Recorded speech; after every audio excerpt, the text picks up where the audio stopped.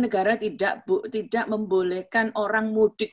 Itu mencekam banget. Saya merasakan itu ya. Saya waktu itu perjalanan ke Banyuwangi, biasanya kalau orang Jawa itu kan kita nyekar ya istilahnya, kalau nyadran ya istilahnya, kalau bulan puasa saya nyekar almarhum mertua saya ke Banyuwangi.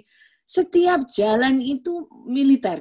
Untung saya bawa sopir militer juga gitu, sopir tentara yang saya bawa, sehingga setiap kali ditanya supir saya itu surat tugasnya ditanya, kemudian saya itu kayak orang bersembunyi gitu, barang-barang kami di belakang nggak boleh kelihatan bahwa kami itu mudik dan sebagainya. Kengerian tuh, jadi seolah-olah saya berada di sebuah medan perang yang memasuki setiap border gitu ya. Border di sana ditutup, sini tutup, jalan Probolinggo harus muter lagi dan sebagainya. Nah, kepanikan itu membuat lalu semacam paranoid.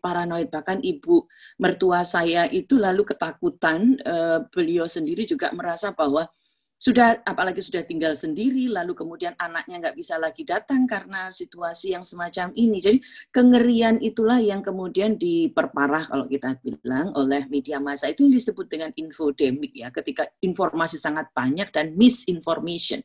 So we are living in pandemic of information sebenarnya. Kita hidup juga dalam wabah informasi yang luar biasa. Nah, saya sebenarnya mencoba untuk mengambil beberapa kutipan ya. Kutipan itu dari orang WHO sendiri. Kutipan itu yang menjelaskan bahwa mereka tahu bahwa informasi yang banyak itu mempengaruhi kondisi psikologis dari warga yang terkena bencana ya. Nah, quote WHO itu sebenarnya ada di PowerPoint saya, ada di PPT saya. Itu menjelaskan bahwa satu dari WHO, satu dari UNESCO, bahwa kedua organisasi global organizations ini juga punya pengaruh yang luar biasa pada persoalan pandemik. Kita selama ini hanya melihatnya dari sisi nasional, karena kita rame di nasional, di domestik. Tapi sebenarnya banyak negara juga yang istilahnya mengutuk gitu ya, mengutuk WHO, UNESCO, dan organisasi-organisasi itu karena mereka sebenarnya menyajikan statement-statement atau mereka membuat statement-statement yang itu memang menimbulkan kengerian-kengerian. Bahkan statement-statement WHO, nanti saya contohkan beberapa di PowerPoint saya itu, kaitannya dengan situasi yang kemudian membuat WHO sendiri lalu tidak percaya pada apa yang dilakukan oleh negara-negara. Bahkan WHO juga salah satu yang menurut saya itu menjadi isu yang menarik adalah ketika WHO bicara tentang vaksin dan nasionalisme. Jadi ternyata ini juga sedang saya coba untuk utak-atik ditulis ya dengan konsep. Jadi antara vaksin dan nasionalisme, apa hubungannya vaksin dan nasionalisme? Tetapi isu ini digulirkan oleh WHO. WHO merasa bahwa penemuan vaksin di masing-masing negara itu semakin membuat negara-negara di dunia ini terkungkung gitu ya, teralinasi satu sama lain, dan ego setiap negara itu muncul. Penemuan vaksin di Amerika tidak mau berbagi, penemuan vaksin di Australia tidak mau berbagi, lalu di Indonesia juga, Indonesia seperti ini dan lain sebagainya. Artinya bahwa ternyata ada isu besar atau skenario besar, lalu kemudian orang bilang, oh banyak ini skenarionya WHO, skenario WHO. Mungkin ketika pembicaraan orang-orang itu ada, tidak salah sebenarnya gitu ya, ketika mereka bilang ini skenario WHO. Karena kalau kita melihat statement-statement WHO sendiri itu tidak hanya menakutkan, tetapi membuat negara-negara di dunia yang harusnya dinaungi oleh WHO itu merasa terkoordinir menjadi satu. Kita ingat dengan konsep global village barangkali ya, atau desa global gitu. Ketika McLuhan mengatakan itu berpuluh-puluh tahun yang lalu, harusnya kan sebagai sebuah desa global, sebagai sebuah global citizens, kita ini sebagai warga global, kepentingan ketika kita ini terlanda pandemik semacam ini, hampir semua negara melakukan, kan misalnya ada konsep, mungkin ada semacam tagline untuk mensupport satu sama lain, misalnya bilang we are one gitu ya, we are one, misalnya kita satu gitu misalnya, atau we are at the same position atau apalah gitu. Itu yang membuat kemudian semangat country dari satu country ke country lain itu kemudian ada linknya gitu. Jadi seolah-olah teori-teori tentang network society, globalized society, dan lain sebagainya itu tidak berlaku pada saat ketika terjadi pandemi semacam ini. Masing-masing negara bingung sendiri dengan ininya, memprotek warga negaranya. Bagi kita baik, karena negara memikirkan kita gitu ya. Saya tidak tahu apakah Indonesia juga memikirkan kita semacam itu gitu ya. Tapi yang lain seperti itu gitu ya. Wilayah-wilayah tidak mau sama sekali membuka bordernya. Bahkan yang saya tahu di Western Australia itu sampai negara-negara lain di Australia seperti Victoria, kemudian New South Wales itu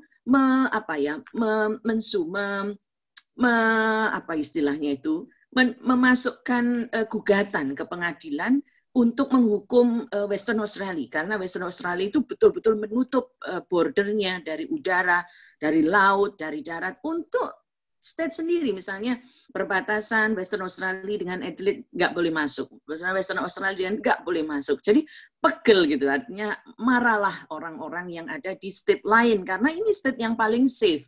Sampai detik ini zero case gitu, tidak ada kasus sama sekali. Nah itu lalu kita merasa menjadi bagian dari warga warga bangsa yang begitu erat gitu. Tapi perasaan we are one atau kita ini satu hanya lalu dirasakan seperti itu. Nah konsep itu kembali yang oleh setiap kali statement yang dibuat oleh WHO itu sebenarnya menunjukkan yang dibuat lalu dirilis oleh media bagi negara-negara yang lainnya lalu tidak menyejukkan gitu ya, tidak menyejukkan. Tapi WHO kemudian mungkin lebih istilahnya WHO lalu seolah-olah menjadi sebuah institusi internasional sendiri yang terlepas dari komunitas warga bangsa yang besar ini. Nah itu yang salah satunya. Ini masih belum bisa ya di screen-nya ya.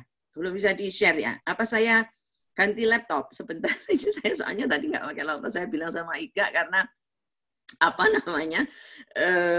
baterai saya itu sudah kok Beda. Sudah masuk kok. Sudah ada kok. Oh gitu ya. Oh sudah. Di saya kok nggak kelihatan ini sebentar. Sudah. Oh gitu ya. Sudah di slide berapa ini?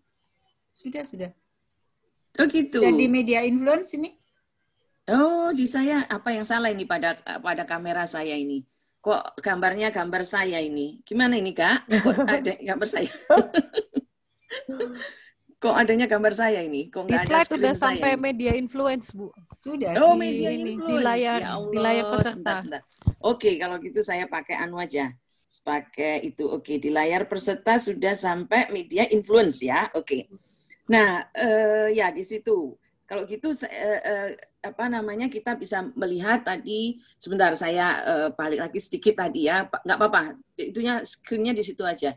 Jadi di situ kita tahu bahwa ketika WHO mengatakan di statement-nya yang di semua magazines semua media yang waktu itu bicara bahwa we know that every outbreak will accompanied by a kind of tsunami information. Dia tahu itu.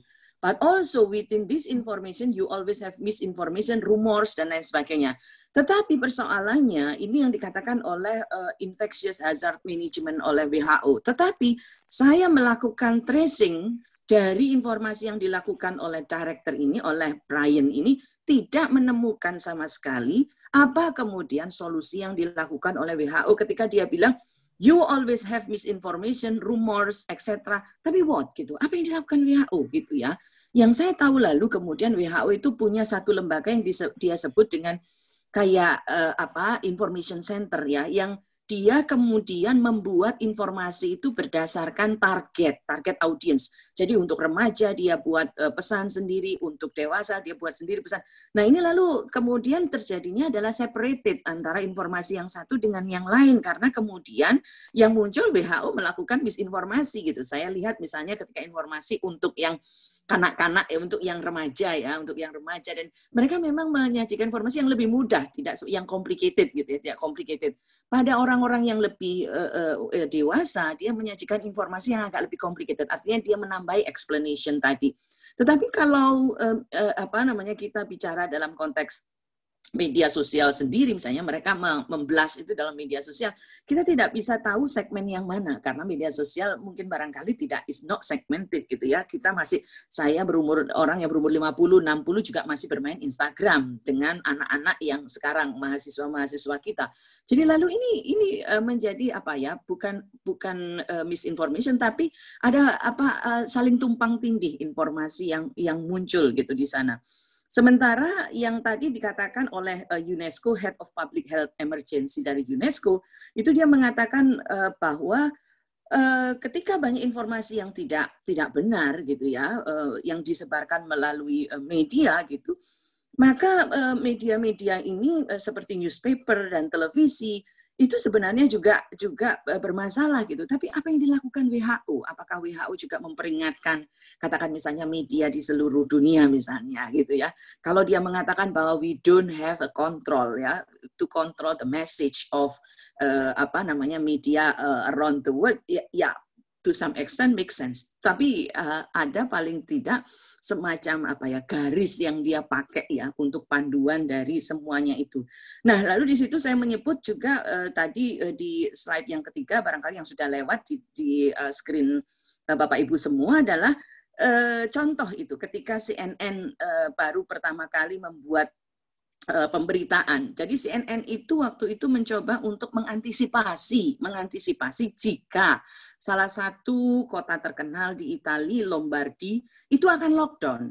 Jadi dia itu hanya menyebarkan berita bahwa mungkin kontennya adalah bahwa kemungkinan besar Lombardi akan lockdown karena Lombardi yang mempunyai atau yang terindikasi positif itu sudah mulai naik gitu. Nah, orang itu langsung panik. Mereka pergi meninggalkan Lombardi, tiket-tiket habis gitu ya.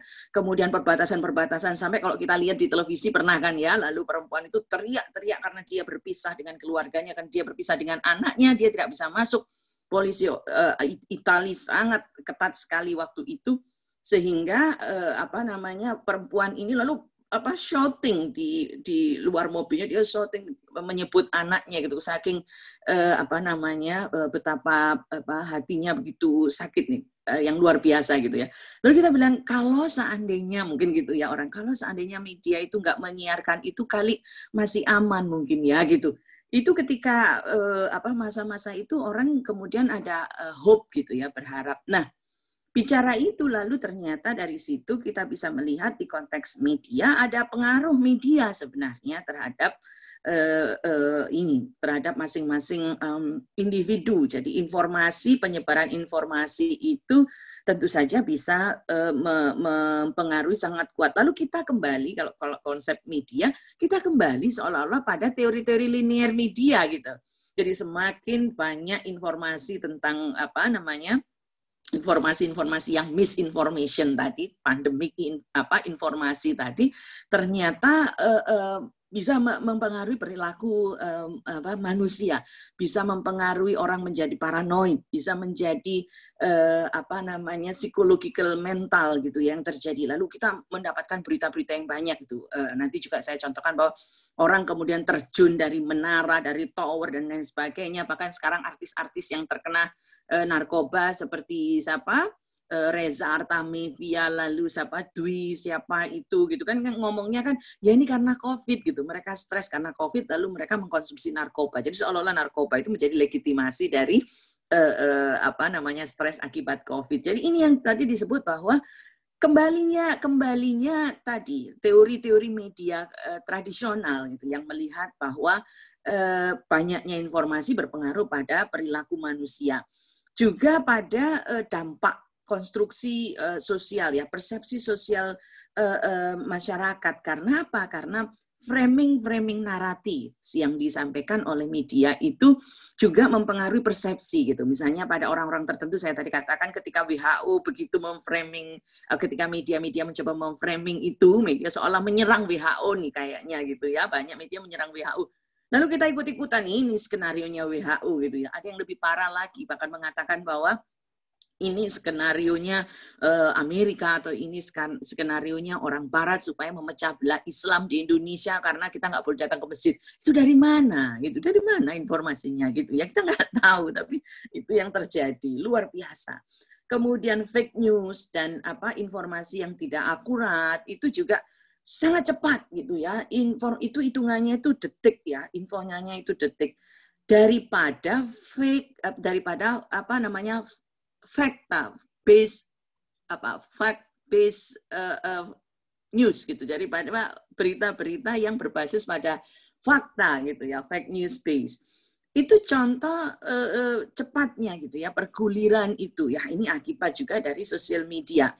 Kemudian juga kasus COVID-19 ini juga epidemik ini menunjukkan betapa critical impact gitu ya pada new information environment, pada lingkungan informasi baru gitu ya ke kita. Jadi artinya bahwa informasi itu tidak hanya informasi per se, tidak hanya informasi itu saja, tapi di belakang informasi itu banyak hal-hal yang berpengaruh juga, misalnya soal community conversation. Jadi bagaimana gosip-gosip yang beredar di kalangan komunitas misalnya juga.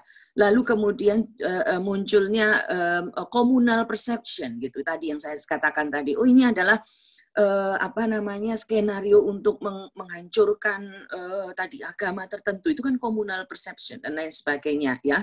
Jadi bagaimana informasi itu dikonsumsi dan bagaimana informasi itu dilaporkan atau reported, nah itu yang membuat kemudian perilaku masyarakat itu sangat various gitu ya untuk responding pada ini.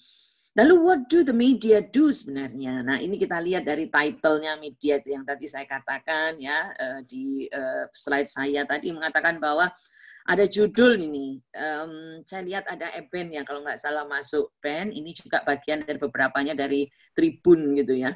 Ya Bu. Judul ya hasil studi .2 bicara dengan tenang dan lebih pelan bisa mengurangi penyebaran COVID-19. Jadi saya ini kakek nyerocos bahkan membawa virus COVID.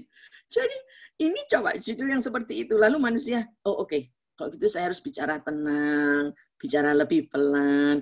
Kayaknya bagus ya untuk self healing kita gitu ya. Kita kalau ngomong sama orang yang pelan gitu kan ya, yang tenang supaya tadi dropletnya itu enggak terlalu banyak. Jadi meskipun kita pakai masker ngomongnya itu, ini contoh bener enggak sih bahwa kita itu harus bicara tenang, bicara lebih pelan supaya enggak kena penyebaran COVID. Saya itu ditawari sama teman saya berkali-kali mouthwash ya, dari eucalyptus mouthwash dari sebagainya, mulai dari Young Living mereknya dari segala macam. Ini bagus ini.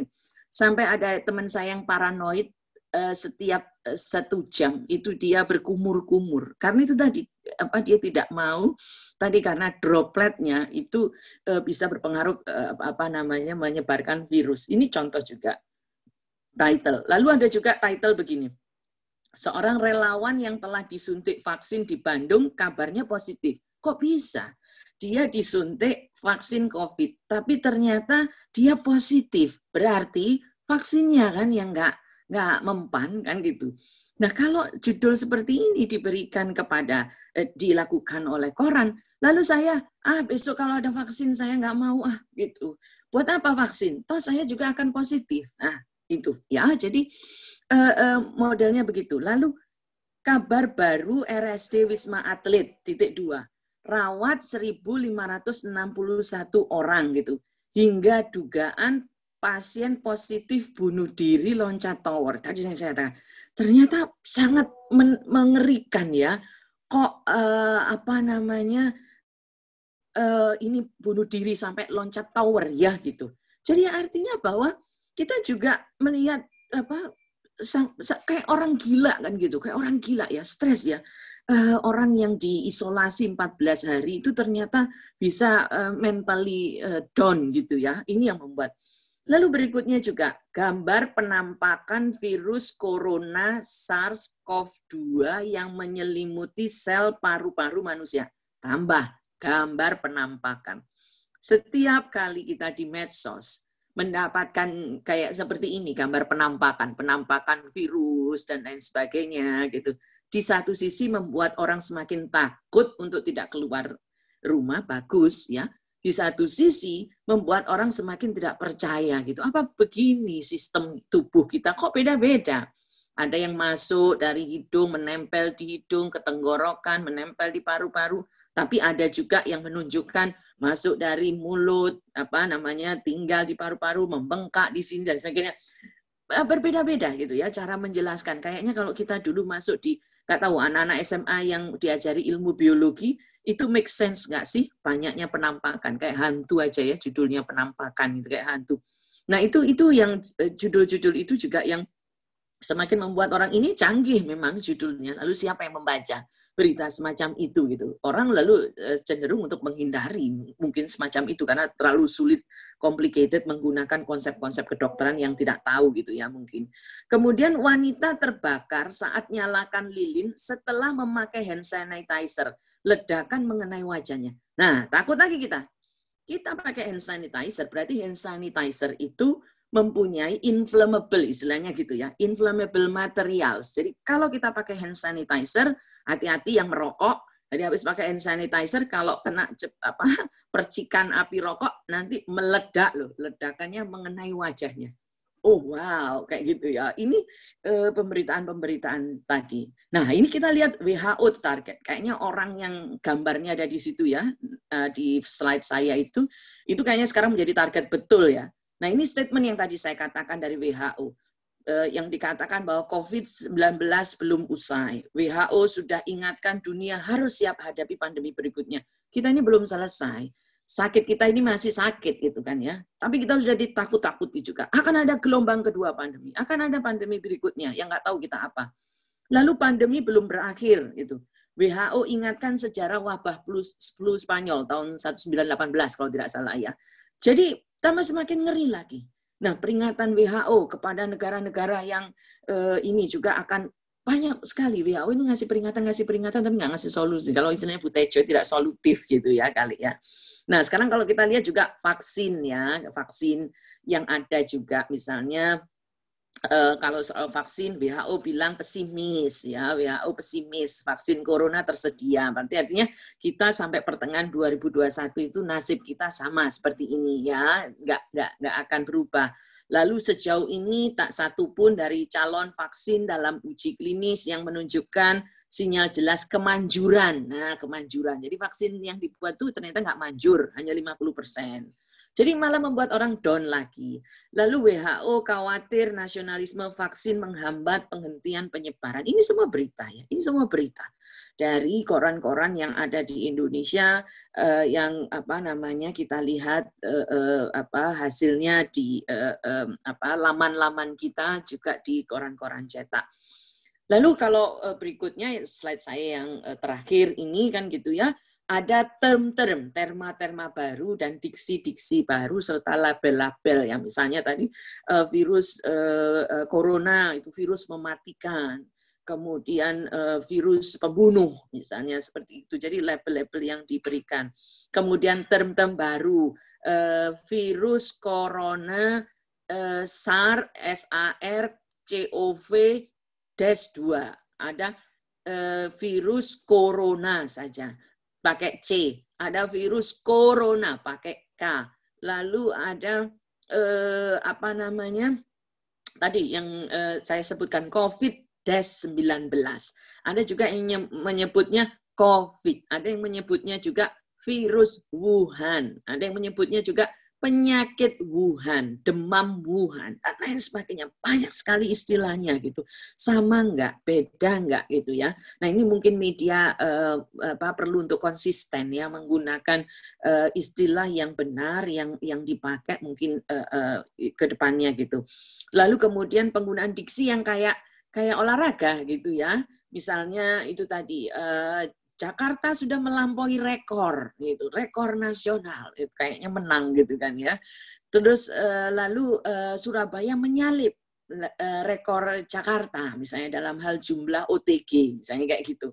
Jadi kita ini dihadapkan kayak apa ya, berada di dalam suatu pon gitu, atau pertandingan sepak bola gitu ya, pertandingan sepak bola di dunia, bahwa ini sedang terjadi ini nih apa namanya pertandingan yang luar biasa gitu ya.